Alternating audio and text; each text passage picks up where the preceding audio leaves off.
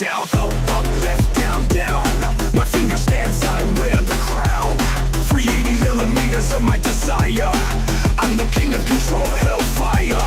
6 seconds of glory, I clear the zone. 80 meters back, I stand alone. Cool downs, torture, but worth the weight. From the powers above, we annihilate. I got a big 380, baby. Watch the world below me grow.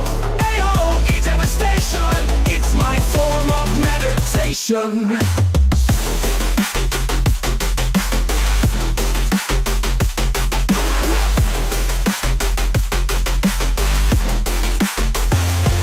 They call it inaccurate, I call it art. Blankets in the field, that's just the start.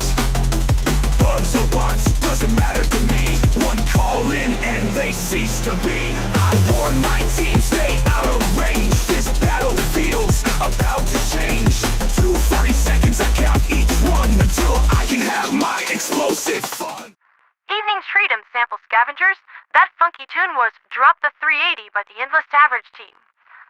You know, there's a lot to be said about this particular stratagem. In the right hands, it brings the sky down upon the hapless heads of democracy's enemies.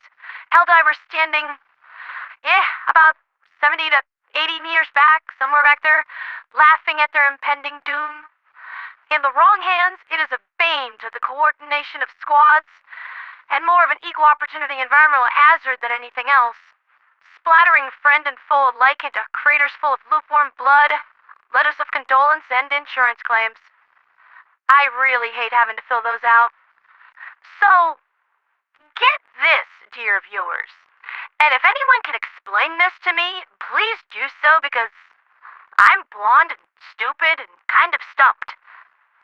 Nivel 43 already hit their sample quota.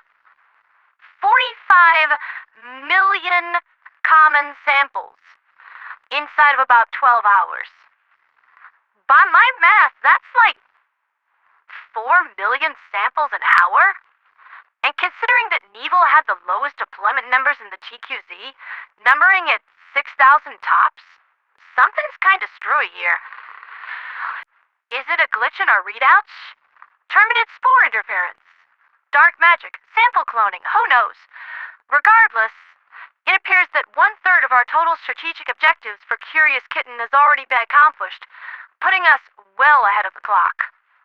Crimsica is coming in as second place with 27% of its rare quota, and it is projected that, with another day's efforts, it will be completed as well. Erson Sands earns the bronze medal at a mere 3% of its quota completed, but that's just more due to our manpower limitations on the strategic scale. We only have so much wrath to go around, and it drew the short straw. Excuse me, dear viewers, but it appears that there is something going on with my scanners, or possibly the tallying system of the Liberation Fleet, but it appears that Operation Curious Kitten has been completed. 4 days ahead of schedule. There is no conceivable way that can be right.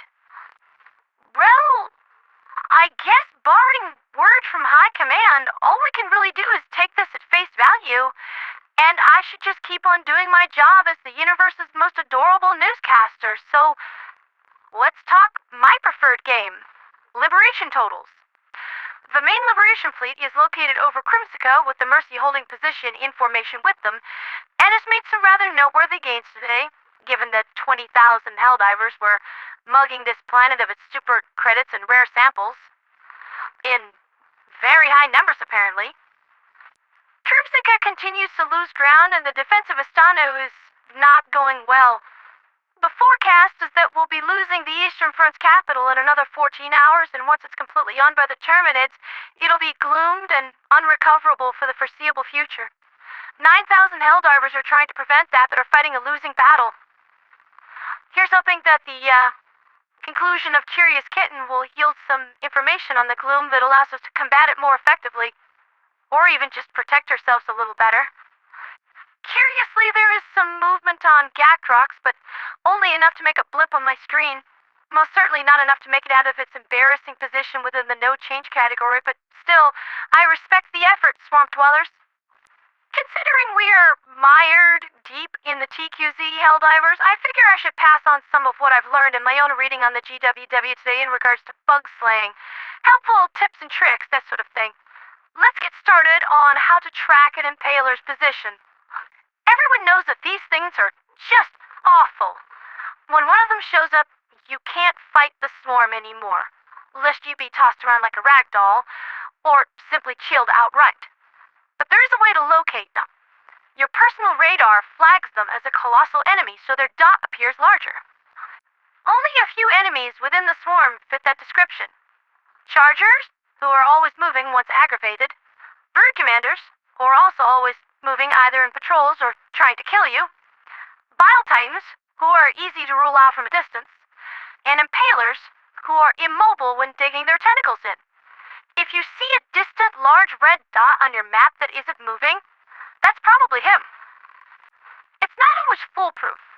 It could just be a charger who's zoned out in the middle of combat and forgot what he was doing, and atmospheric Terminid spores disable your radar entirely, but even so, knowing this little trick might mean the difference between a successful extraction and a position on the wall of martyrs. Next, taking down brood commanders more effectively. Their skulls and bodies have some higher degree of armor to them, but their limbs are considered light armor and are more vulnerable to damage. If you want to take a commander down quickly, blow their limbs off. This doesn't slow them down as much as you would hope that it would, and a brood commander with even one limb is capable of going after you with surprising speed like Monty Python and the Bug Knight. Speaking on this, the Breaker Spray and Pray is actually ideally suited for this task, and is capable of turning a brood commander into a quadrupleted prop in about half a clip with a certain amount of distance. It's a larger pellet count, you see.